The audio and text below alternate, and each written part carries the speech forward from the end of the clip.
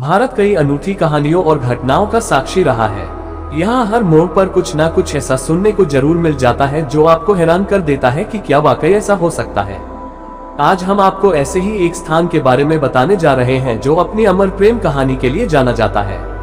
ऐसी कहानी जो आज कई सदियों बाद भी न सिर्फ याद की जाती है बल्कि आज के भौतिकवाद से ग्रस्त समाज में जहां प्यार को बस एक खेल की तरह खेला जा रहा है, वहां प्यार के उस एहसास से रूबरू करवाती है जिसके लिए कभी लोग अपनी जान तक दे दिया करते थे। ये कहानी मांडू की रानी रूपमती और बाज बहादुर की है।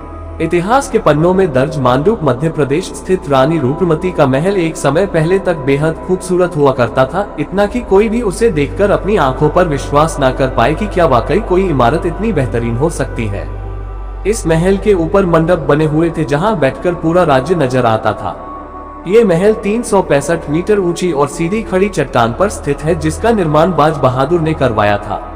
ऐतिहासिक कहानियों के अनुसार रानी रूपमती सुबह शाम मंडप पर बैठा सामने बहने वाली खूबसूरत नर्मदा नदी को देखा करती थी।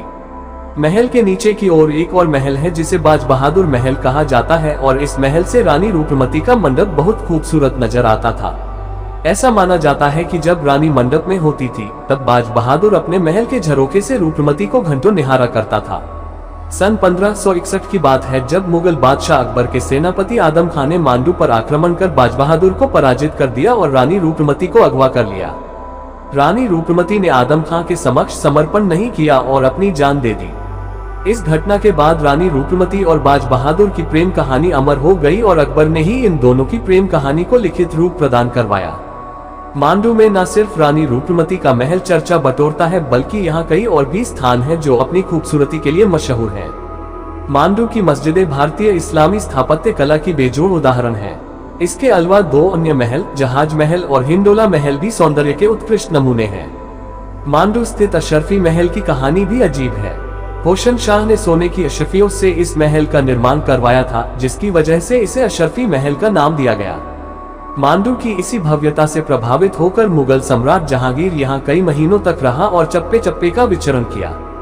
उसने अपने प्रवास के दौरान कई भवनों का न सिर्फ निर्माण करवाया बल्कि कई पुरानी इमारतों की मरम्मत भी करवाई।